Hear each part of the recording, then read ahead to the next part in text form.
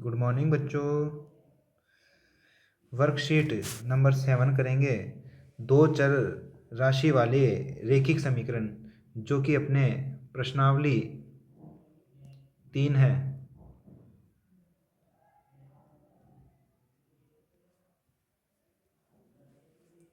देखिए पहला प्रश्न क्या दे रखा है। दो चरों वाले रेखिक समीकरण निकाय को हल करने की विधि है। तो हम जानते हैं दो चरों वाले रेखिक समीकरण निकाय को हल करने की विधियां 3 थी। पहली कौन सी विधि थी? प्रतिस्थापन विधि थी। दूसरी विलोपन विधि भी थी और वृज्जगुणन विधि भी थी। तो आंसर क्या हो जाएगा? द। चलिए फिर इसके बाद में प्रश्न नंबर 2 देखते हैं। दो अंकों वाली संख्या होगी यदि इकाई का अंक तो क्या है?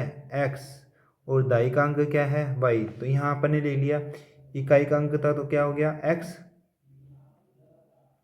और दाई का अंक क्या हो गया? y। तो हम जानते हैं इकाई के अंकों को तो किससे गुणा करते हैं? 1 से, और दाई के अंक को किससे गुणा करते हैं? 10 से। तो यहाँ तो आ गया x और यहाँ आ गया 10y। फिर दोनों को जोड़ लीजिए तो वह संख्या प्राप्त हो जाएगी। ठीक है, तो यहाँ अपने पास दोनों को जोड़ते हैं तो क्या प्राप्त हो जाएगा? 10y plus x. तो ऑप्शन देखिए 10y प्लस एक्स कहाँ है? ब। तो ये ब आंसर आ गया। ठीक है, अब आगे चलते हैं। अब इसके बाद में अपन तीसरा प्रश्न करेंगे। चलिए तीसरा प्रश्न में क्या कह रहा है कि समीकरण 2x प्लस वाई बराबर 5 के हल होंगे। तो हम जानते हैं कि यहाँ x का मान तो क्या है?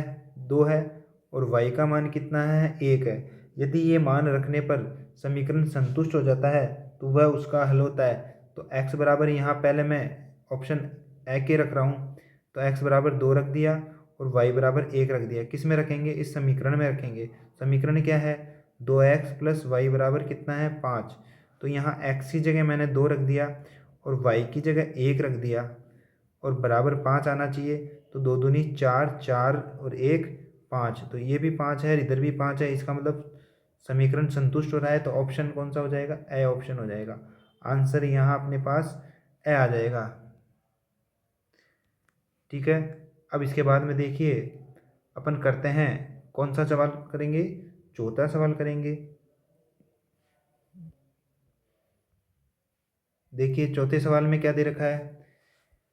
समीकरण है x प्लस वाई बराबर 6 में कितने हल होंगे? तो सीधा सीधा है कि समीकरण दे रखा है x प्लस वाई बराबर 6। तो यहाँ मैंने y बराबर क्या रख दिया? 6 माइनस एक्स। कैसे? ये x इधर आएगा तो किसका हो जाएगा? माइनस का हो जाएगा। यहाँ x की वैल्यू रखते जाओ और किसकी वैल्यू प्राप्त होती जाएगी? y की वैल्यू प्राप्त होती जाएगी।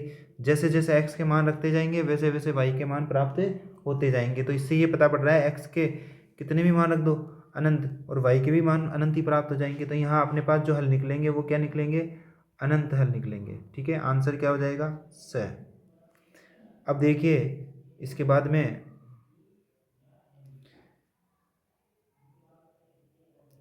में अपन कौन सा सवाल करेंगे? पांचवा सवाल करेंगे। पांचवें सवाल में क्या दे रखा है? समीकरण x प्लस 2y बराबर 9 में यदि x बराबर 5 हो तो y का मान ज्ञात कीजिए। जो समीकरण दे रखा है वो दे रखा है x प्लस 2y बराबर 9 और कह रहा है कि x बराबर क्या रखिए? 5। तो जहाँ x दिख रहा है वहाँ 5 रख दीजिए। तो क्या आ जाएगा? 5 प्लस 2y बराबर 9। ये जैसे ही 5 इधर आएगा तो कितने हो जाएंगे? 9 में से 5 जाएंगे तो कितने बचेंगे? 4। तो यहाँ 2y, तो y बराबर कितना आ गया? 4/2। तो y की वैल्यू कितनी आ गई? 2। 2 का भाग चल गया 4 में। तो आंसर देखिए y का मान कितना आ गया? 2। तो ऑप्शन हो गया कौन सा? ब।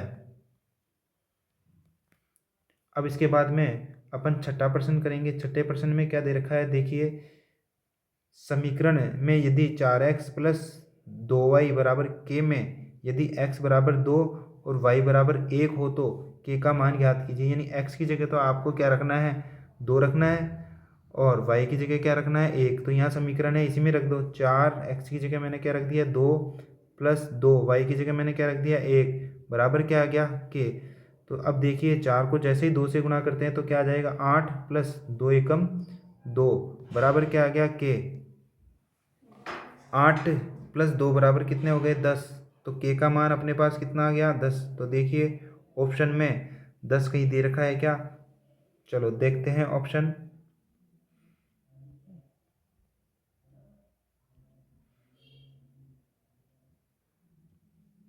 ऑप्शन में दे रखा है 10। किस ऑप्शन में दे रखा है, ब में। तो ब आंसर हो गया।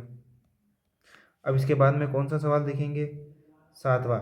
देखिए 7वें सवाल में क्या कह रहा है, 7वें सवाल में कह रहा है दो चरों वाली रैखिक समीकरण युग्म का हल करते समय एक चर का मान दूसरे चर के पद में व्यक्त करने वाली विधि कहलाती है। तो ये कौन सी विधि कहलाती है, प्रतिस्थापनी कहलाती है। जैसे देखा होगा अपने पास x प्लस वाई बराबर क्या होता है, 7। तो y बराबर क्या होता है, 7 माइनस एक्स हो जाता है। तो ये क्या है, एक चर, ये किसके पदों में है, x के पदों में, तो दूसरे चर के पदों में। इसी विधि को क्या बोलते हैं अपन, प्रतिस्थापन विधि बोलते हैं। ठीक है, तो आंसर क्या हो जाएगा अपने पास, स। अब देखिए यहाँ ऑप्शन में अपन क्या लिख देंगे, स लिख देंगे। अब इसके बाद में कौन सा करेंगे बेटा, 8वां सवाल करेंगे। तो देखिए 8वें सवाल में क्या दे रखा है, 8वें सवाल में दे रखा है मानक समीकरण A X plus B Y plus C बराबर 0 के लिए समीकरण 2x प्लस 3y बराबर 4 में ए बी और सी के मान ज्ञात कीजिए। तो आपको जो समीकरण दे रखा है वो क्या दे रखा है, 2x प्लस 3y बराबर कितना दे रखा है, 4। और यहाँ जो मानक समीकरण दे रखा है वो बराबर क्या चल रहा है, 0। तो यानी ये 4 इधर आएगा तो किसका हो जाएगा, माइनस का। 2x प्लस 3y माइनस 4 बराबर 0। अब इसकी मानक समीकरण से तुलना कर लेंगे। मानक समीकरण क्या है, देखिए मानक समीकरण अपने पास है A X plus B Y plus C बराबर 0। दोनों की तुलना कर रहे हैं। जैसे ही दोनों की तुलना करेंगे तो ए का मान तो कितना आ जाएगा, 2। बी का मान कितना आ जाएगा, 3। और सी का मान आ जाएगा माइनस का 4। तो यहाँ अपन लिख देते हैं ए बराबर 2, बी बराबर 3 तथा सी बराबर -4 है। ठीक है, चलिए अगला प्रश्न करते हैं। अगले प्रश्न में क्या कह रहा है, देखिए अगला प्रश्न कह रहा है 9 पेंसिल तथा 8 पेन का मूल्य 54 रुपये है। ठीक है, इसको बीजगणितीय समीकरण के रूप में लिखिए। देखिए 9 पेंसिल तथा 8 पेन का मूल्य 54 रुपये है, यानी अपन ने मान लिया, माना एक पेंसिल व एक पेन का मूल्य क्रमशः x रुपये व y रुपये हैं। तो ये क्या, कितनी पेंसिल ले रहा है, 9 पेंसिल। तो एक पेंसिल का x रुपये है तो 9 पेंसिल का कितना हो जाएगा, 9x।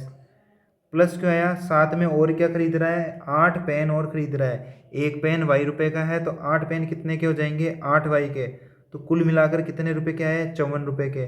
ये ही बीजगणितीय समीकरण कहलाता है। तो यहाँ लिख देंगे 9x प्लस 8y बराबर 54। अब देखिए 10वां सवाल करेंगे। 10वें सवाल में क्या कह रखा है, समीकरण निकाय x माइनस वाई प्लस 1 बराबर 0 और 3x प्लस 2y माइनस 12 बराबर 0 को हल कीजिए। तो आपने देखा है कि 3 विधियाँ थी, प्रतिस्थापन, विलोपन और वज्र गुणन विधि। तो सबसे सरल कौन सी विधि होती है वज्र गुणन विधि। देखिए वापिस से देखते हैं, समीकरण निकाय x माइनस वाई प्लस 1 बराबर 0, 3x प्लस 2y माइनस 12 बराबर 0 को हल कीजिए ना। ये विलोपन विधि से हल करेंगे। तो विलोपन विधि से हल करने के लिए आप क्या करेंगे, गुणांक बराबर करेंगे। तो यहाँ अपन y के गुणांक बराबर कर रहे हैं। तो ये समीकरण नंबर 1 है, ये समीकरण नंबर 2 है। तो समीकरण 1 को किससे गुणा कर दिया, 2 से। तो यहाँ हो गया 2x माइनस 2y प्लस 2 बराबर 0। दूसरा समीकरण है अपने पास 3x प्लस 2y माइनस 12 बराबर 0। अब यहाँ अपन क्या करेंगे, जोड़ने पर जैसे जोड़ेंगे तो ये तो दोनों कट जाएंगे, तो 2x 3x मिलकर कितने x हो जाएंगे, 5x बराबर बराबर नहीं आएगा, ये 2 में से 12 जाएंगे तो माइनस के 10 बराबर 0, 10 इधर लाएंगे तो किसका हो जाएगा, माइनस का, तो 5x बराबर 10 आ गया। तो x बराबर कितना आ गया, 10/5, तो 5 का 10 में भाग देंगे तो x का मान कितना आ गया बेटा, 2 आ गया। तो x का मान 2 आ गया, तो x का मान समीकरण 1 में रख देंगे। x का मान समीकरण 1 में रखने पर समीकरण 1 क्या है, x माइनस वाई प्लस 1 बराबर 0। तो यहाँ आपने क्या करा, x की जगह कितना रख दिया, 2 रख दिया। तो अब देखिए 2 और 1 मिलकर कितने हो गए, 3, तो 3 माइनस वाई बराबर 0 आ गया। y को इधर लेके आएंगे तो ये किसका हो जाएगा, प्लस का। तो y बराबर कितना आंसर आ गया अपने पास, 3। तो यहाँ अपने पास समीकरण के हल क्या क्या है, ध्यान से देखिए। x बराबर तो 2 आया तथा y बराबर 3 आया। चलो देखिए 11वां सवाल, क्या दे रखा है, दो चरों वाले रैखिक समीकरण युग्म का मानक रूप लिखिए। तो अपने पास मानक रूप यहाँ पहले ही दे रखा था, ax plus B Y plus C बराबर 0। तो यहाँ युग्म युग्म मतलब जोड़ा, तो इसमें मतलब दो समीकरण आएंगे, पहला ax plus B Y plus C बराबर 0, दूसरा भी यही आएगा।